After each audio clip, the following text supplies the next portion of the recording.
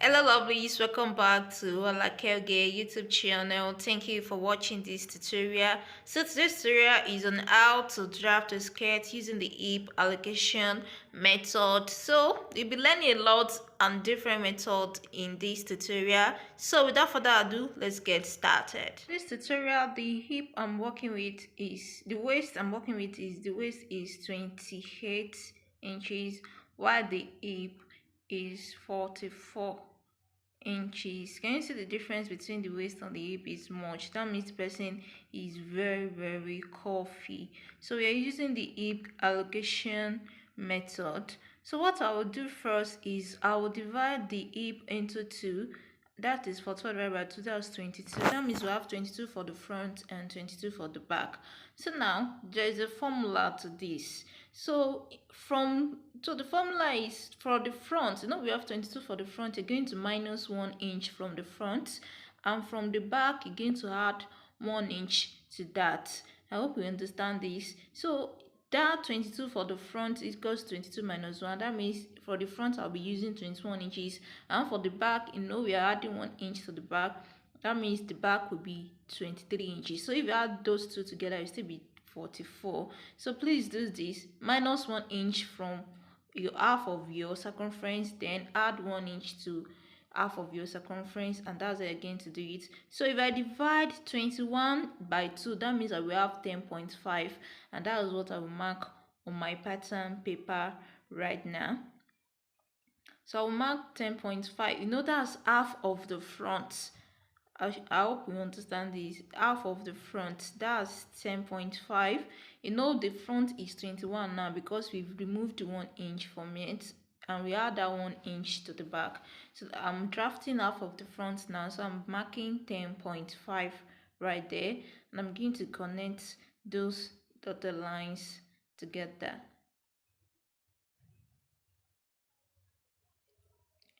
So I'm going to label that CF. That's my center front. That's where I'll mark for the front. Then for the back, we added 1 inch to the back. That means we have 23. Then 23 divided by 2, that's 11.5. So I'm going to be marking 11.5 for the back pattern. So I'm just going to import that on the pattern paper. 11.5. Please, hope we are clear with this. So 11.5, I'm just marking that on my pattern paper like so. Please take your time to mark. Let it be straight. Don't be in a hurry to mark on one side and just mark straight. Do it in a dotted line like this so that you have a straight line and there will not be any issue with your pattern. It's very essential to do this. So that's the CB, that's my center back. So I'm going to go over the calculation again for her so that we begin to understand better. The hip is 44, so I divide the 44 into 2, that's 22. That means we have 22 for the front and 22 for the back. So out of the 22 for the front, we minus 1 inch. Then out of the that means we have 21 for the front. Then for the back, we added the 1 inch to the back. Then we have 23 inches. So whatever your measurement is, you divide it into 2. Then from the front, you remove 1 inch, and that 1 inch you remove from the front, you add it to the back. I hope we understand that explanation. So what I'm marking right now is the difference between the waist and the hip. I'm sure we know how to take that measurement. Measure from where you place your skirt to the fullest part of your hip. That's how you measure the difference between your waist and your hip. It's a very essential measurement that you need to get accurate pattern for your skirt. So I'm just going to connect those lines together like that. So I'll just be leaving that edge here. That's the hip line. So the next measurement I will input is the waist measurement. The waist measurement I'm working with is 28, and I'll divide that by 4. The waist is 28, so 28 divided by 4 equals to 7 inches. Then I added 1 inch for that allowance. So I'm just going to take my curve ruler and use that to connect to the hip line. We have exactly what we need for the hip on the hip line already, so we're not going to be measuring the hip line again. I hope you understand how we arrive at that. So I'm just going to write waistline on the edge of the paper right there. So the next thing I'll do is to import the dart. The dart here is, you need your ball span. So the ball span is 8. 8 divided by 4 is 8 divided by 2 is 4. So I marked that 4, then I mark 4 inches for the length. So the length of the dart for the front is 4 inches. Then I use 1 inch, that 1 inch, half inch on both sides to create the dart leg, like so. I'm sure we all know how to do the dart. Then at the back too, I'll be doing, now instead of marking 8 inches, I'll mark 9. That means we add 2 inches for that. The waist is 28, so 28 divided by 4 equals to 7. Then I added 2 inches for that. That makes it 9. So we'll be taking 2 darts for the back. If you watch my previous video on skirts, we always do 2 darts for the back. So now I'll first do the first dart.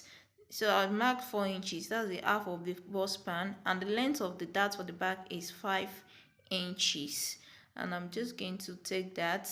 Then I'll use my ruler to connect those lines together. So I'll take 1 inch from the 2 inches we added for the dart and use that to create the dart here. Half inch on both sides and connect it like so. So that means we have 1 inch left for the dart, and that I'm going to take from the center back. Instead of, if you've watched my previous video on basic skirts, we take half inch, but we are doing it 100% dart contouring for the back. So because we want the back to be curvy, so that's why we take 100% back dart there. So I hope we understand. So if you're making a basic skirt, like if your skirt is not pencil, then you can have your pattern like this. You're good to go. You can just transfer this on another pattern paper, adding your allowances, or you can just take it to your fabric and cut it out like so. But yeah, I want to add a pencil to it so that those that want to make it pencil can know how to do it. So if you want to make your skirt pencil, you have to measure from your waist to your knee, that is on top of your knee. That's where you take your measurement. And for this measurement is 23, but I have around 24 inches on the pattern paper. So this is just pattern for tutorial. So I'm just going to leave it and do the contouring. So I'll be creating the pencil effect by 1.5 inch, and from the waistline I come down by 1 inch for that. Then I'll connect to it to the hemline. So from the hemline, that's where I take 1.5 inch, and then I come down by 1 inch from the hip line and I connect it like so. That is what you do from your center front. But at the back, you have to divide that into 2. That is, the 1.5 that I take on one side on the front, I divided it into 2. So I take it on the side and also from the center back. I hope we understand that. So I'm just going to connect like so. So instead of taking the 1.5 inch that we are using to contour the skirt at the hem, I took it on both sides for the skirt. So I'd come down by 1 inch from the center back too and connect to 0.75. 1.5 divided by 2 equals to 0.75, and that it is for the skirt pattern. So we've created the pencil skirt effect on the side, on the back pattern, and also on the front pattern like so. So it's so simple to make. So if you have a client that has big hips or very curvy, you should use this method, the hip allocation method. It's going to give enough room for the bum at the back. I also have another tutorial on how to acetate the hip using the stash and spread method. I'll leave the link in the comment section. You can check that out. It's another method to make your skirt pattern too. So I just wrote my annotations on my pattern paper. I wrote for the front cut on fold. That's the instruction. That you know that your front will be cut on fold, then the back you're going to cut two pieces. So you can just transfer your pattern to your fabric like that, or you can transfer it to another pattern paper to add your allowances, then you transfer it to your fabric depending on how you want it. So the last thing I'll do for the front pattern to complete the whole process is to come down from the center front by 1 inch.